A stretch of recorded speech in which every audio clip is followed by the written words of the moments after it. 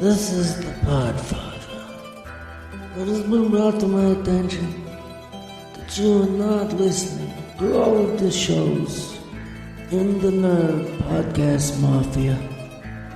Now I have to ask, what have I done to make you treat me so disrespectfully? Don't you realize that these shows, Dinner on the Podcast, Superhero Speak, So Wizard Podcast, Cult 45, Open All Powers, Not Another Nerdy Podcast, Fans on Patrol, and Nerdtastic 4 are bringing you the entertainment that your ears cannot refuse. I implore you to check out all of these shows, these wonderful shows in my mafia. Thank you.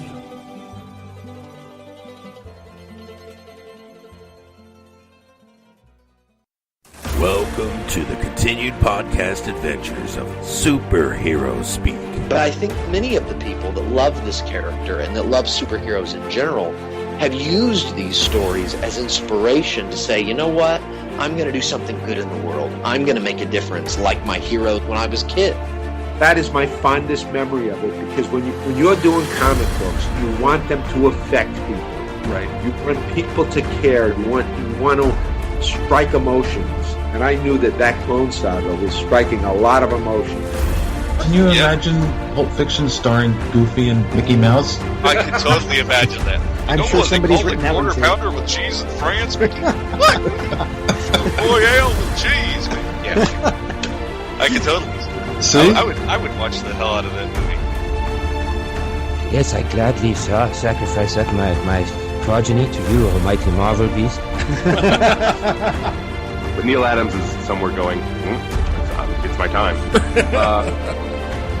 How do you measure success?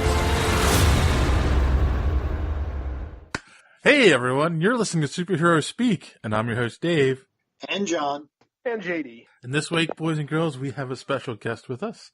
He is a actor, writer, producer, and many more things. Caterer. There you go, caterer. Whatever you need. You're the showrunner for IRL The Series, correct? That's correct. Yes. So, but his most impressive credit to John and I is that he was on an episode of the Dresden Files TV series. Oh, yes. Which we're going to discuss deeply. Oh, really? Are you guys fans of the show? No, we're fans of the books. Oh, cool. The show was interesting in that they made some changes to it that a lot of the fans of the books weren't quite happy with, but if you take a step back, they were necessary for the show, and it was actually really good in its own right. Cool. So you hated the show. It's fine. No, I liked it. And of course, we're talking to Bobby Del Rio. I had to make sure I got your name in there before we got too far off the rails. I do have a name. Not just a piece of... Well, that's the way we like you, though. Well, then I can be a piece of... So, and also, you are the founder and president of Include. I still am. Cool. And that's, so that's Canada's largest multicultural network in the art, film, and television. Yeah. To be honest, we were a little more active we're still active. But we started pre-Facebook. So before Facebook, okay, we were quite a prominent organization, and we were pretty not the only place, but definitely the biggest place where you could access people like from multicultural backgrounds all across the country, like through like sort of like digital technology. Right. And then once Facebook came distance, everybody started kind of utilizing their own networks, as happened. So it kind of stole our thunder a little bit, but we still do exist. You know, we would get like big casting breakdowns too, like Wes Anderson, I think, for Indian actor, and they went through our list. Big Canadian shows and just major projects in Canada routinely contact me to get like actors or directors from multicultural backgrounds. It's been pretty cool. Cool. And so you're from above the border. I am. To us. Is acting or writing something you've always wanted to do? Yeah, I mean, I've been acting since I was 6. I'll do it. Not professionally, but I was like always played in grade school and then high school. So I started working professionally when I was about 19, 20. Mm-hmm. Not in 1920, because I was making way older. But I was about 1920. I'm 40 now, so it's been about 20 years I've been professionally. Cool. And so I don't know what things are obviously different in Canada than they are in the United States. What? Yeah, In the sense of like, you know, here you go to New York or California to try to make it big, right? Like, what's it like for a Canadian actor? Say that though, because look, it's obviously like New York and LA have the biggest markets in the world for many things, but especially the entertainment industry. But I was like, we're in a globalized than ever, and like this, you guys are in Philly, right? Right. Yep. So, I mean, this is a perfect example. Here I am in Toronto, and you know, I'm on an American podcast, right? And to be honest, like I use American podcast 6 months or so. I get more attention in the United States right now than I do in Canada. So I don't know. It's hard to say, right? It's kind of like, yes, going to New York or LA is kind of like what. But I would maybe say that's what you did, because now if you have a product, if you have the right in marketing, you go through the right channels, it doesn't really matter where you are, because the internet is kind of like makes everything more democratic. Right. It's kind of like you just, anybody can hot ass on where. Right. True. Well, there are sites for stalking. And that's Bobby Del Rio. Well, no, and that's true. And what you're saying makes a lot of sense too, because like a lot of the shows that we on this podcast love, all the CW DC shows are made in Canada right now. Yes, Vancouver's like a hot spot for that kind of stuff. And look, it's not just about production. Look, for a long time, Canada has been a service production States. So our dollar's lower, tax credits, tax breaks, and all this stuff. So Americans will come here, and essentially you can make the same product that you could make in Los Angeles, for example. You could make it here for, 75% of the cost, right? Mm-hmm. In some cases, as low as depends on the province, the budget level, these kind of things. But now it's actually a little bit different, because you can make a little show anywhere in the world, like Canada, anywhere in the United States. It could be Mexico, Saudi Arabia. I'm not sure if they geo-block stuff, but you really just need a marketing infrastructure that gets you international. So the borders are kind of disappearing. Now, obviously, Hollywood still has the big marketing, but I'm sure that you guys, even better than internet sensation that get way more attention online by utilizing an international audience online than some big show on some network that not a lot of people know about. No, that is true. The internet is the great equalizer for all that stuff today. And I like it's funny because like I have a digital publicist, C Beats, who's amazing. He contacted you guys on my behalf, and he's for a while, and he does a great job. And there's more. Obviously not every show, but people that know about my project than many, many Canadian projects. And it's because I have a team that is actively pushing the U.S. market. Does it take a lot of them to do that? I mean, like when you say push, is this like media, advertisement, that sort of thing? I mean, how does that work? Well, here's the thing. I don't think anybody really knows how it works, right? It's kind of like, it's really about, I think, that I think it's like personality and its effort. It's like you're kind of just experimenting, and you're going, okay, like, so like the podcast is definitely an area that we've identified, like my team, in terms of access to a lot of people. And you guys have, what the hell? You guys have like 6,000 followers? Something like that.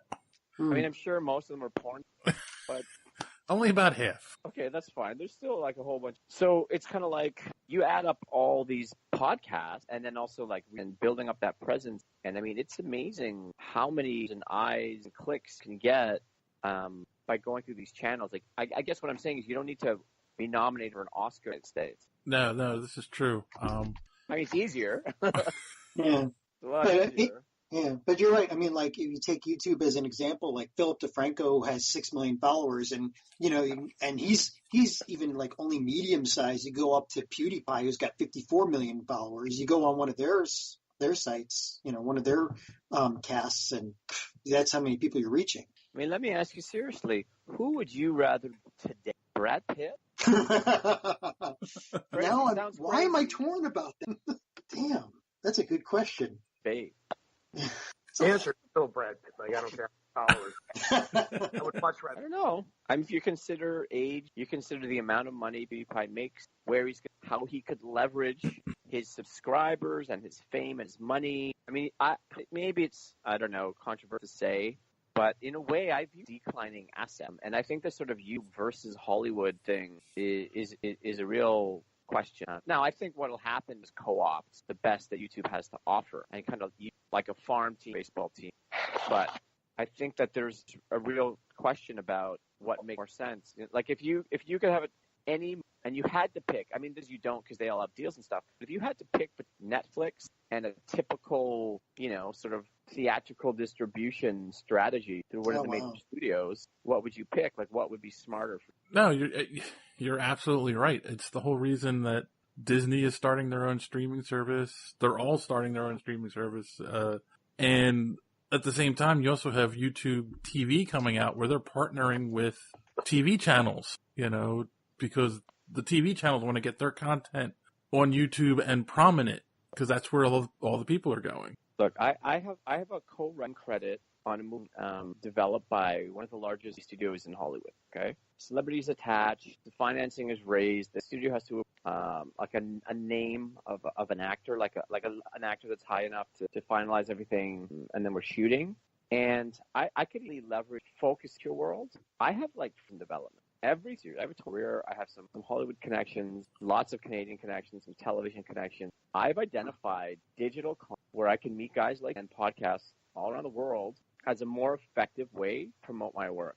And I just think there's more opportunity. So I've pretty much shifted all my attention to web series, creating them, starring in them. There's so much more money is coming to space. Money is actually declining in every other part of the industry, but increasing exponentially in the web world. Right. So it just makes more sense that this sort of I don't know how you want to define it, call it the Netflix culture. I just think it's going to I hate using this word because you're president, but Trump Hollywood.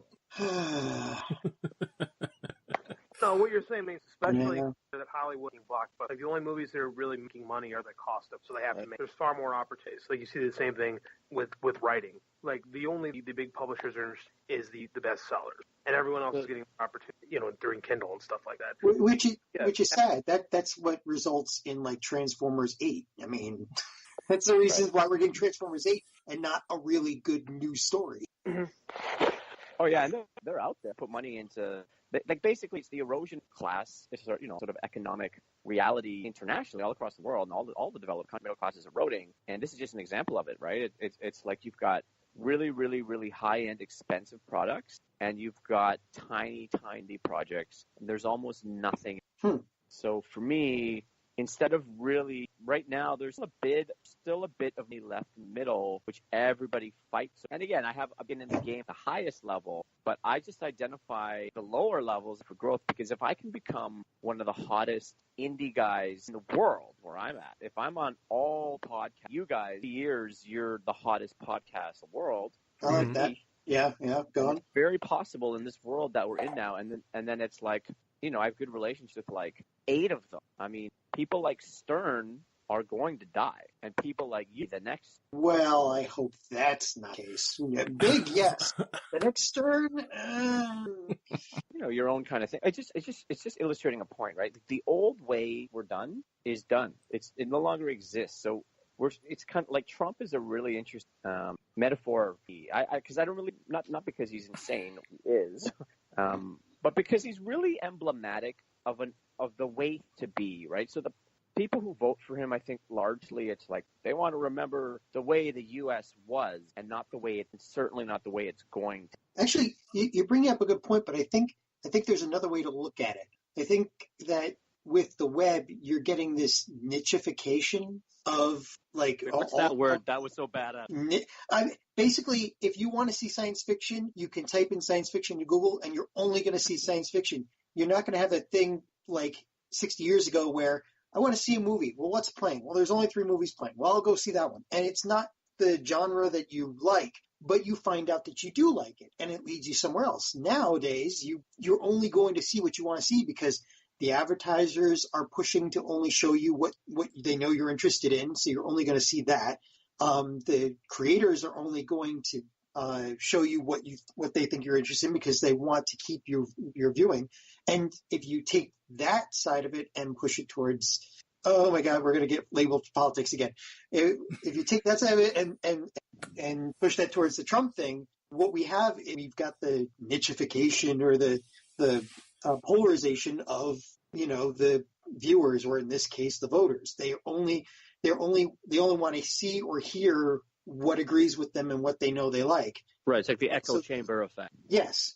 But you get that, you're getting that with the with YouTube too, because I mean, right now in YouTube, one of the biggest problems is that all the creators are having issues with people who have subscribed to their channels not getting notifications for the new videos.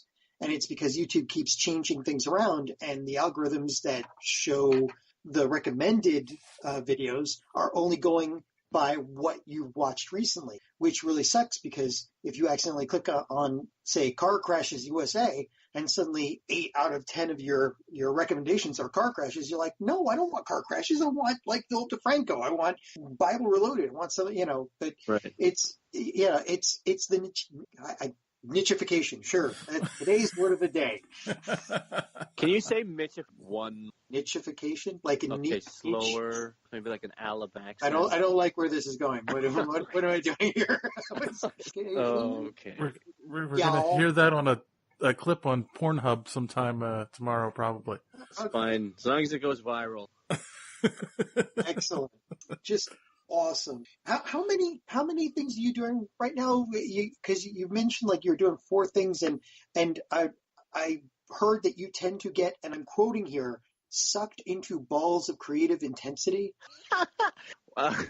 Contact. Yeah, true. It's true. So I multitasker. Started producing when I was 19 because I realized as an actor that when I had for other people, I would always get work. I mean, I'm a good actor. I've always been able to get work, but I would get small roles. I would get they need quirky, energetic. Maybe I'd be a villain. Maybe I'd be an idiot or whatever, right? Something kind of character based. It's not bad. But when I produced it, I could be the star.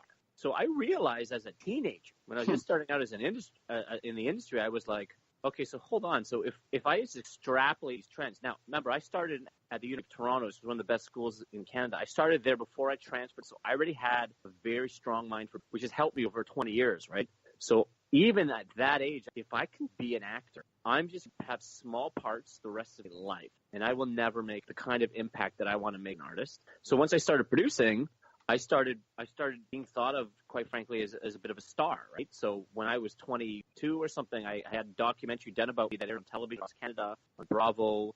I was on the cover of the most prominent magazine, Toronto. I just started to build sort of a major career as an artist, where I could have just been a minor actor. I wouldn't have been able to get into writing and directing, and I certainly wouldn't have gotten the media attention. Because, not to be a dick, but nobody wants to interview who's got 3 lines in a movie.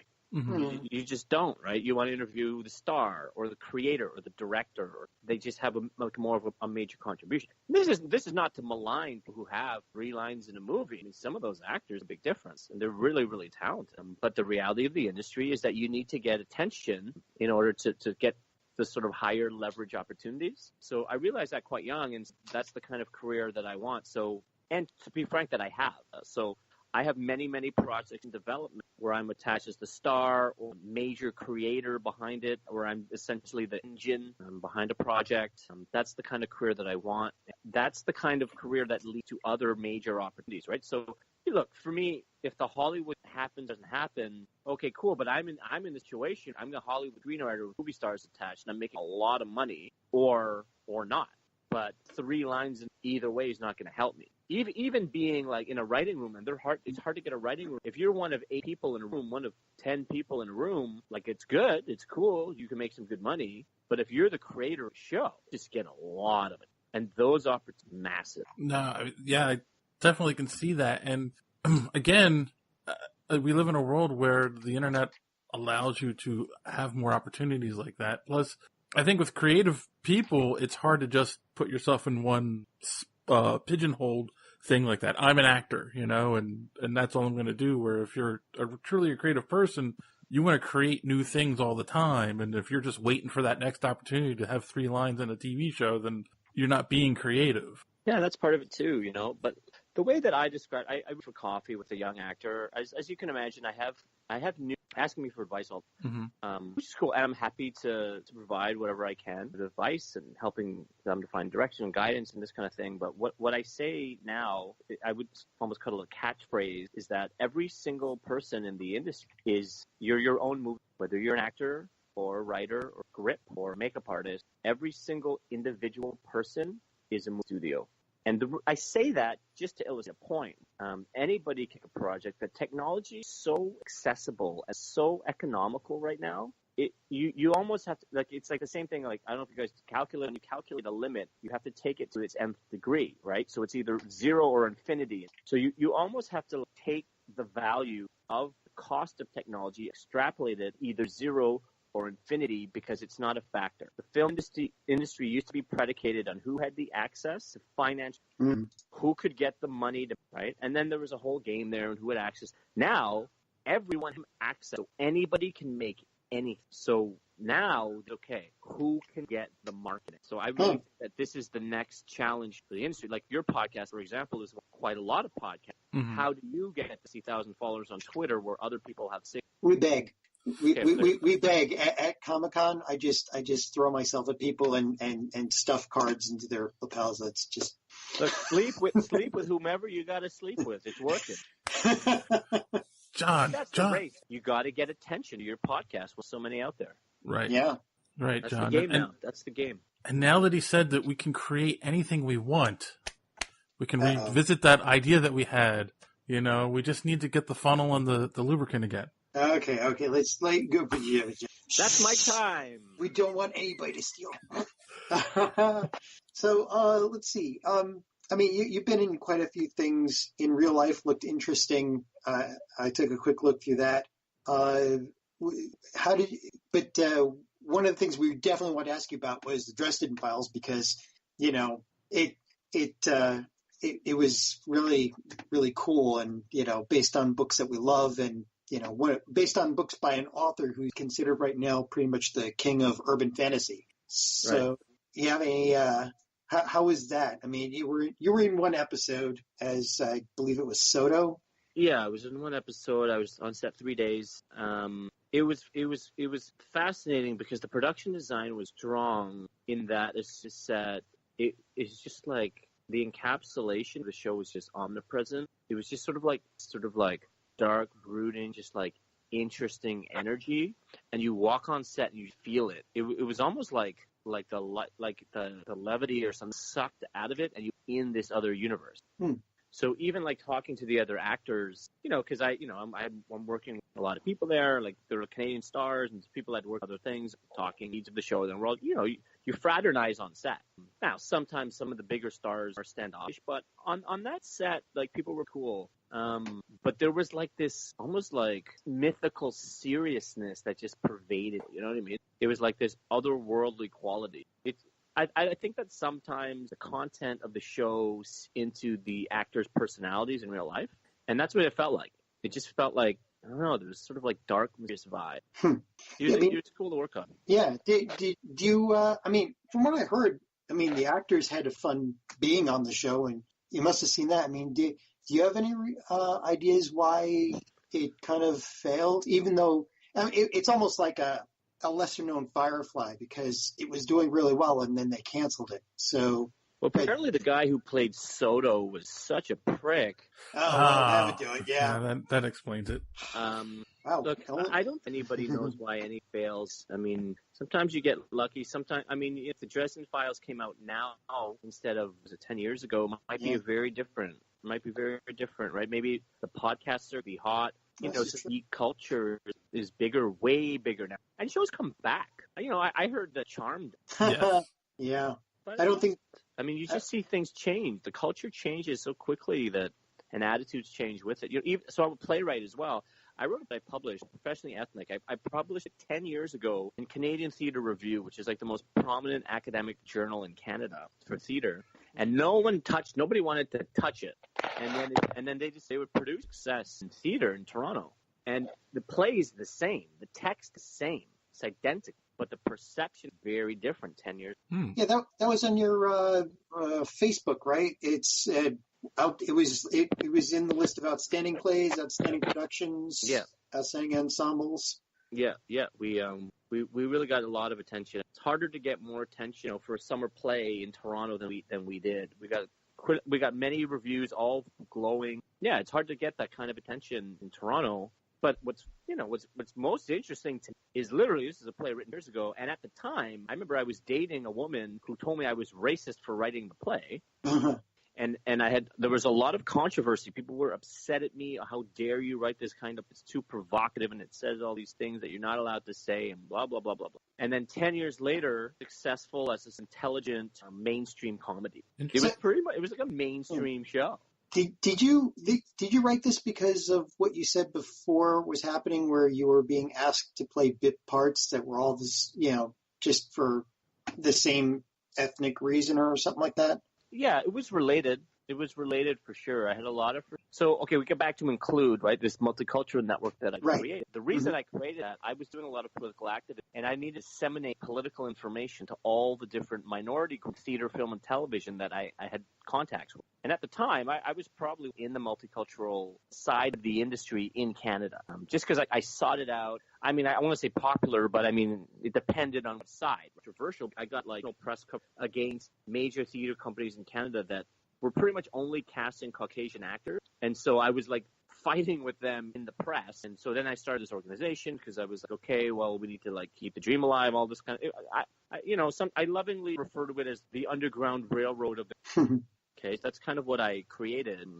And then through that, it just became more of a mainstream thing. And so when I wrote the play, Professionally Ethnic, I'd already been a sort of up-and-coming playwright. Again, I got a lot of attention in early 20s, and I was, I think, 7 or something like that when I wrote Professionally Ethnic, maybe 29, I don't know. But what I wanted to was encapsulate my experience as political activist. I thought of it theatricalization of my political activism. And I had basically there's a Canadian playwright named Jason Sherman who's like a legend.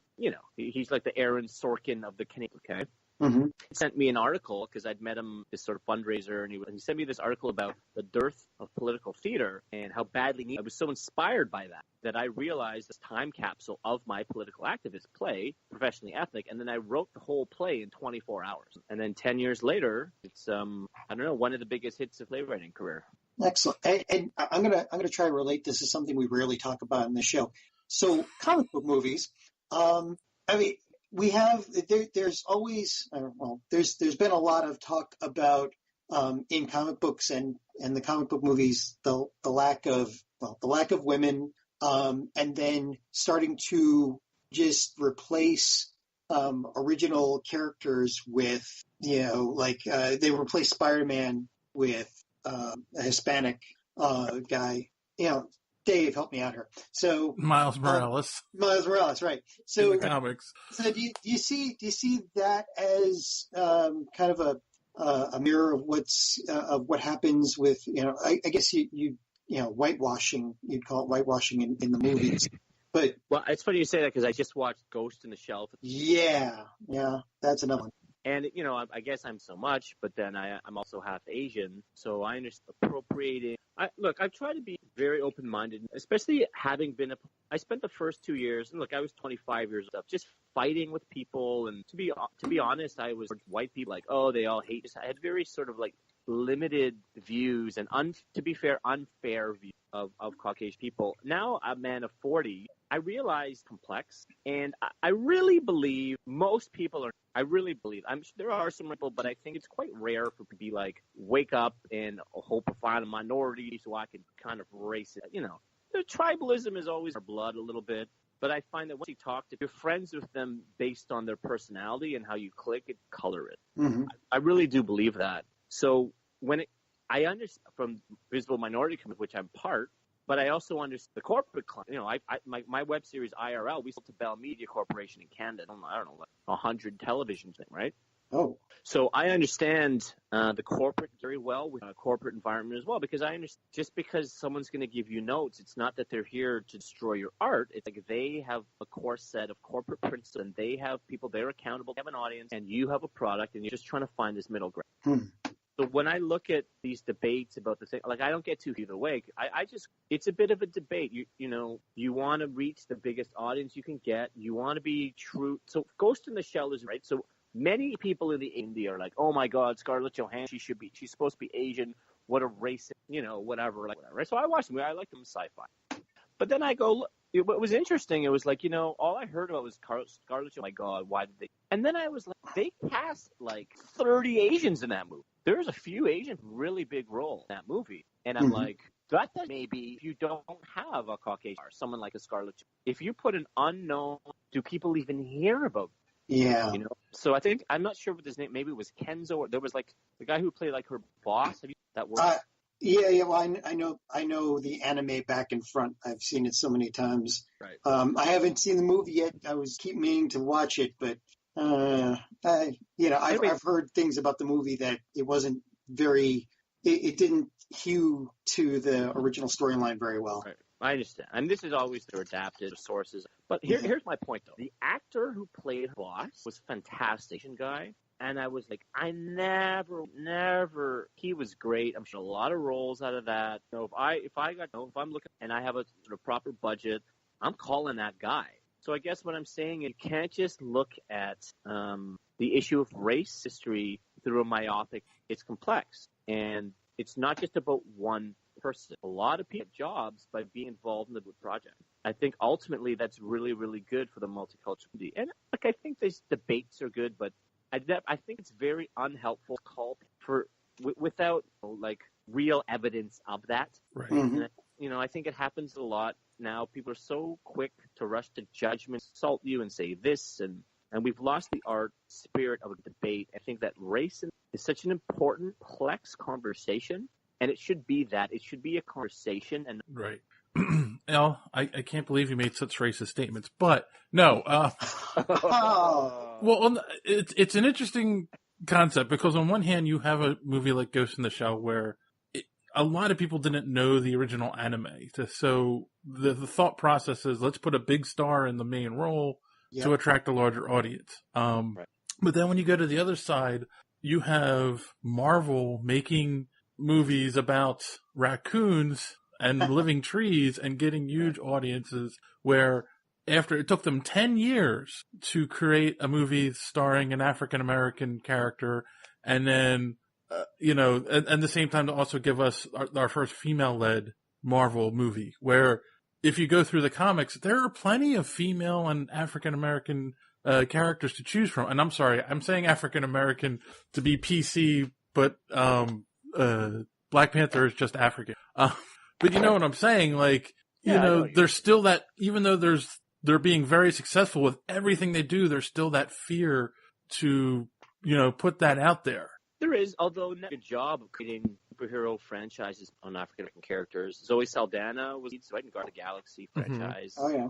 But she had green skin. She did, but here, she's famous, right? And that helps her career. She's making money. Yeah, okay, she had blue skin or whatever, but it doesn't matter. That she's not white.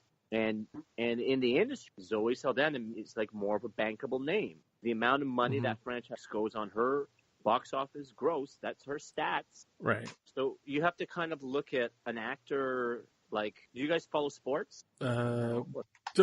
Just to watch the Super Bowl last night, but other than that... Okay, do you know about the concept of a contract year for an athlete? Oh, yeah.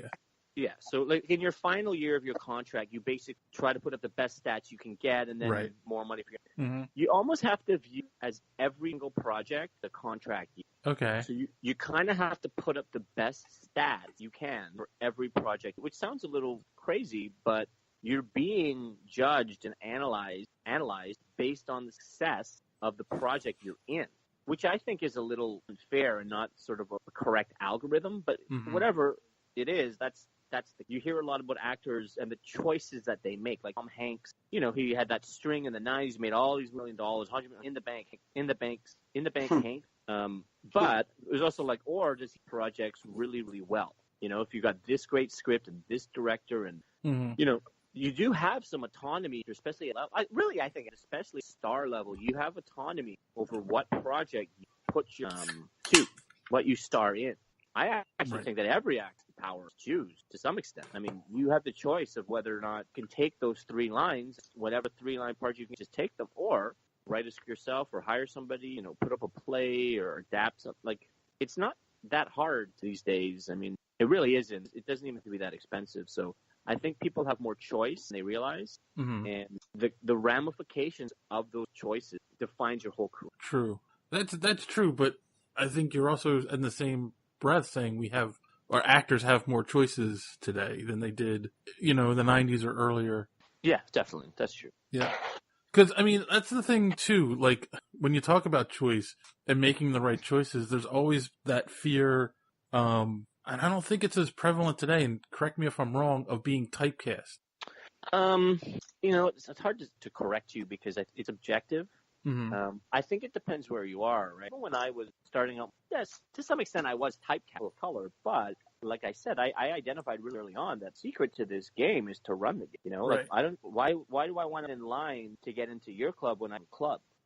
True. So that's kind of the way I always looked at it. I agree. Technology, there's more opportunity stuff and to market your own stuff. But the reality is it was just like the spirit of entrepreneurship just wasn't as prevalent. But it was for me. So now that we're doing DIY, I'm kind of like ideally positioned to take advantage. And that's exactly what I'm doing because I've been so entrepreneurial for years. I've got all this. I've got the formula. Yeah. So now that some people are trying to transition into like people, and you see it a lot. There's especially older actors who've just been kind of taking the work for 30 years. And now all of a sudden it's transitioning into this industry where if you're not a hyphenate, if you're not sort of acting, writing, directing, producing projects, to some extent you become irrelevant because you just have less opportunity. And now that there's so many more hyphenates, it's really difficult when you're doing something, I would surmise. You've been doing it for 25, 30 years, all of a sudden you're just going to switch gears and now you're going to, you know what I mean? Like I would, if Howard Stern had to start a podcast scratch, I mean, he's got money, got people to help him, but I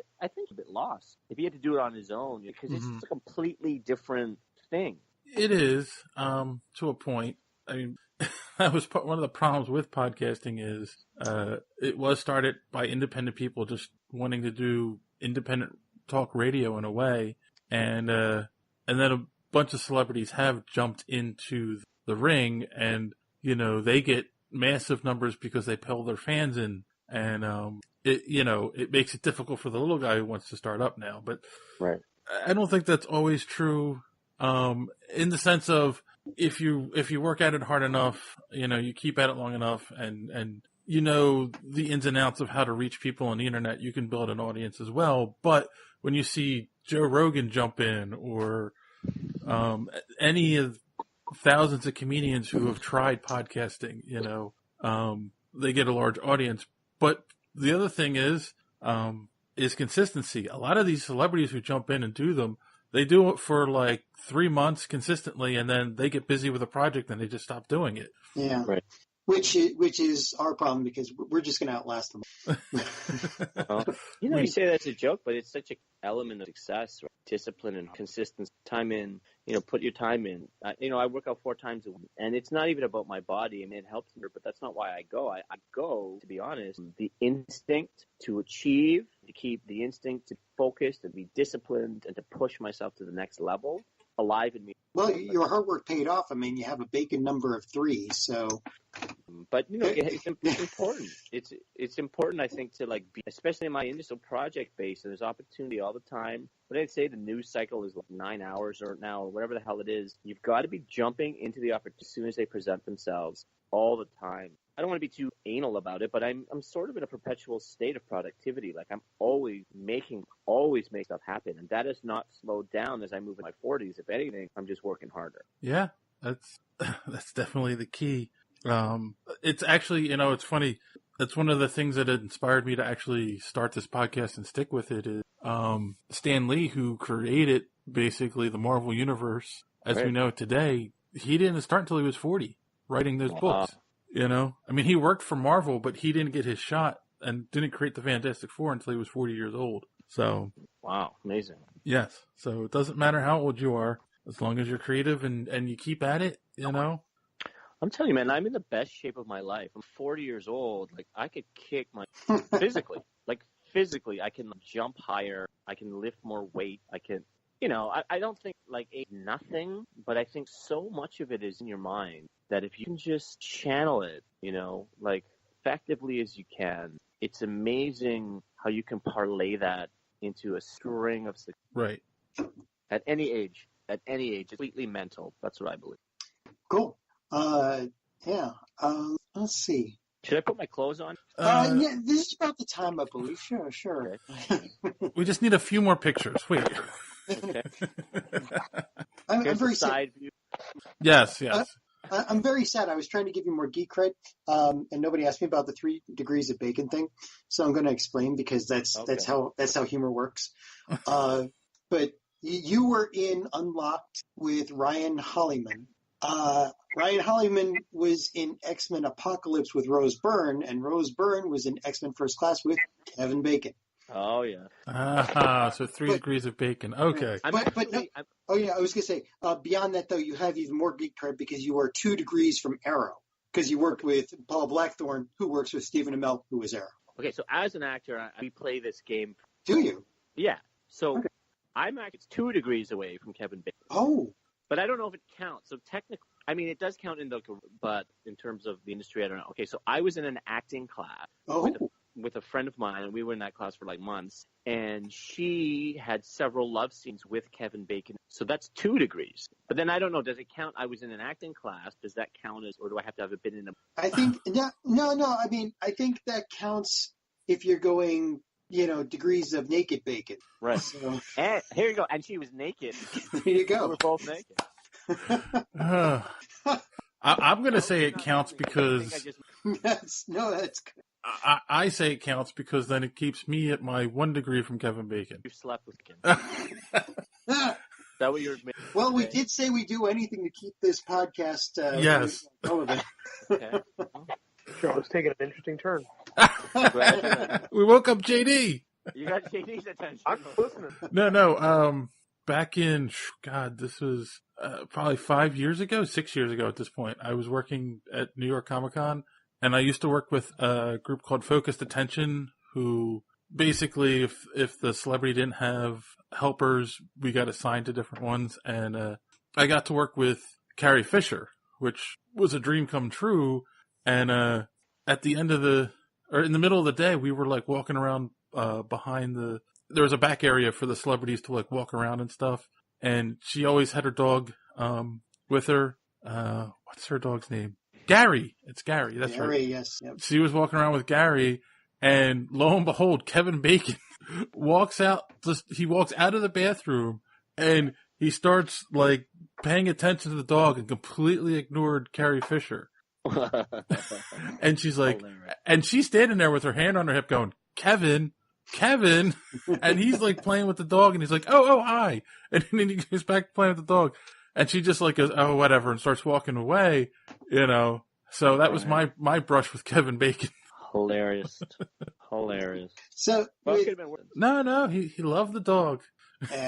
Kevin Bacon doesn't kick dogs. We didn't start that rumor here just now. No. All I'm yeah. No, you gotta do it like Fox News. All I'm saying is he's a dog kicker. You have to have the question mark at the end, because then you're asking a question. You're not making an assumption. That is true. So you've worked on you've got professionally ethnic out there now. I know you've worked with Matthew Wilson in the past. Are you doing anything with him, or what's your next projects? Matt and I have made 4 shorts together, and we got international. We sold all 4 as a package in France. Cool. Right now, to be like I was saying before, I really focus on web series. I don't know. I have a lot of culture world. I have some television world, but I've really identified web series as just like great equalizer, as this sort of like quick and dirty way, and you can make really good product for an economical price that get a lot of attention. So I'm the male lead in a show called Escort, and it's got like millions of views, and it's become one of the hottest shows ever. It was created by 2 good friends of mine, Katie Ullman and Trish Renaud, and it's amazing how successful that it's been, and my show, and I've got maybe like 4 web series in development with some prominent producers myself. Or it's just amazing what with today's technology and today's infrastructure. Like there's so many avenues, and if you've got kind of the system down, like if you've got the formula down, I just think it's way better. Like I have friends and I just get way more press creating like 10 times. And so you go, okay, they're going to make more money show, but I'm just getting way more attention, and I'm a star in some cases as well. So I'm just also getting meetings for a bigger budget, like I've gotten my web series work, and I get meetings with the top television executives in the country, and they read my stuff and they really like my stuff, and I build this relationship. And so it's like I'm building a relationship as a creator, as a showrunner, where down the line, that's tens of millions of dollars for your project, where, as an actor, it's good, but once you're gone, once your show's canceled, you're looking for another job. And so when you have sort of more control over your destiny, it's just way better. And it's funny because I really see the access point for a lot of these web series. There's also no gatekeepers. Right. I've got a feature film called The Market about Wall Street. It's kind of like a Wolf of Wall Street with guns. Okay. So we played film festivals in India and Italy, and I pushed it to a lot of people, and I got one distribution offer, but it was over 2 years of really pushing this film feature. Then I decided that I wanted to do a web series, and I got distribution in 3 hours. And so we're going to be released sometime in the next couple months. But, it's just a completely different world. Now, part of the reason, I think, is that the language for The Market is so vulgar, so raw. It's overtly homophobic and sexist and racist. Not like I'm like that. It's sort of accurate depiction of these guys, right? And this is exactly how they speak. But in the world, doesn't necessarily want their name attached to that kind of language. Right. But the reality is the audience. So when you remove the gatekeepers, now I've got this strong, raw work that can get right to the audience. And this is what's great about the web world. Like, I can make whatever I want, put it online. And now that I'm building in the web world, that I have more access to the marketing infrastructure, both Canada and the United States, there's people who are hungry to see my stuff.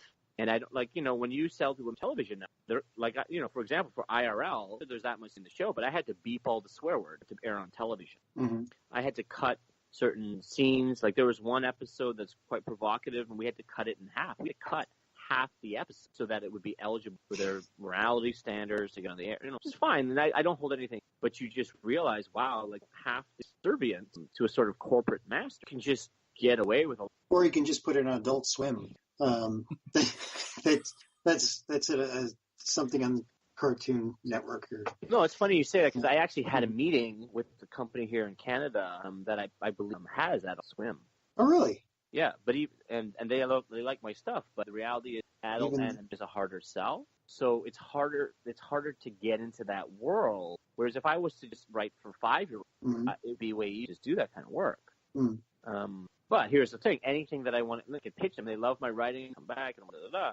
But I mean, I could just make that stuff on my own and just put it out there, and then people are like, "Oh my God, this is amazing!" And then the reality is, then the networks come to you. Like, if you so my friends Katie and Trish, they made this web series, My Roommate's an Escort, on their own, and now they've optioned 3 other shows. They optioned the television rights to Fox. They did this completely independently, and then the networks companies come to you. You're not like one minute to have every issue I pick, because you're bringing an audience. It's kind of like if you're a band, but you already have 50,000 people going to watch your show everywhere you go. What do you need a major label for? But don't you run into what you were just saying, where you've brought an audience that's expecting a certain product, and when you get picked up by a large studio, they change it in such a way that you might lose that audience? Yeah, sure, it's possible. And so it's funny, because I guess we're full circle now, but I mean, that's what we're talking about in a roundabout way when you're talking about, you hear this a lot, right? It's like the movie is not true to the comic. There's changes that are made. Why do you think? Corporate interference, right? Yeah. And look, I don't even blame the corporations, because they're just doing the best they can to try and make a buck. I understand.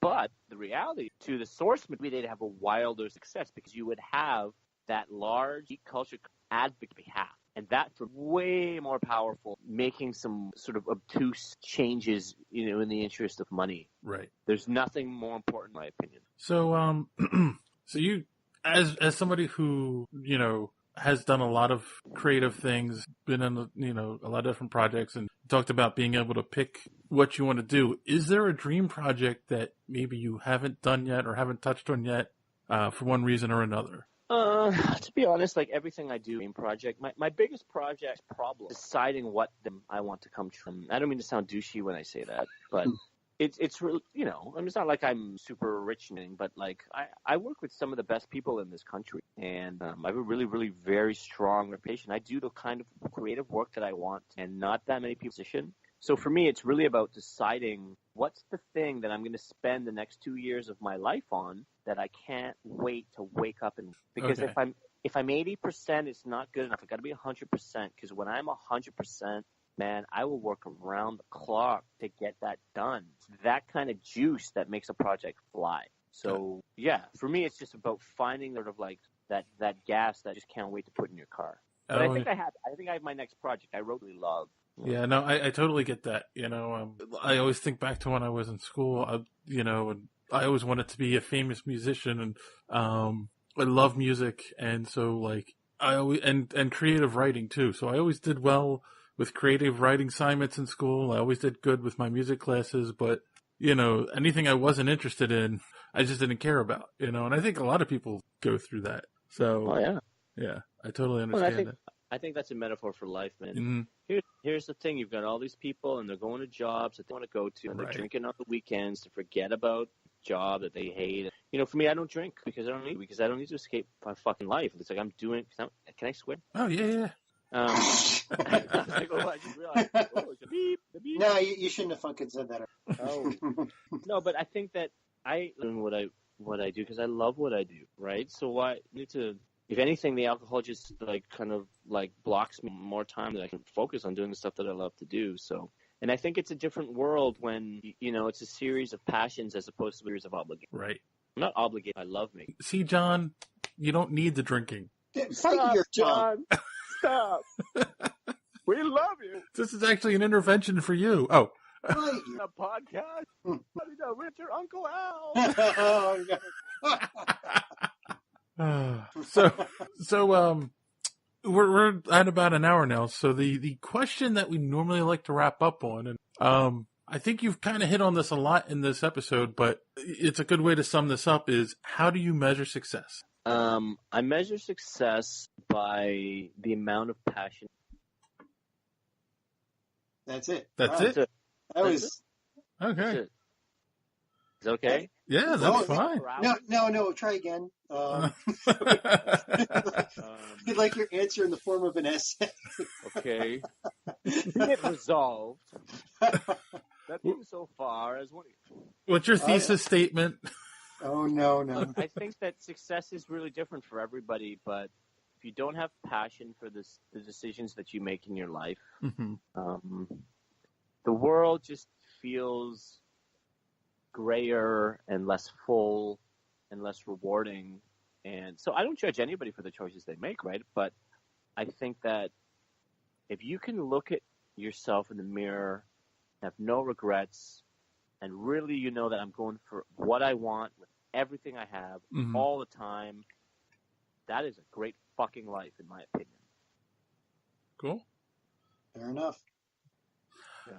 All right, cool. So for the people listening at home, what is the best way they can find you online? Probably Twitter. Twitter's the easiest, just at Bobman, Bobman. I am on Instagram at Bobby Del Rio, and I do approve everybody who wants to add me on Facebook. But Twitter seems to be the easiest, at Bobman. Cool. All right.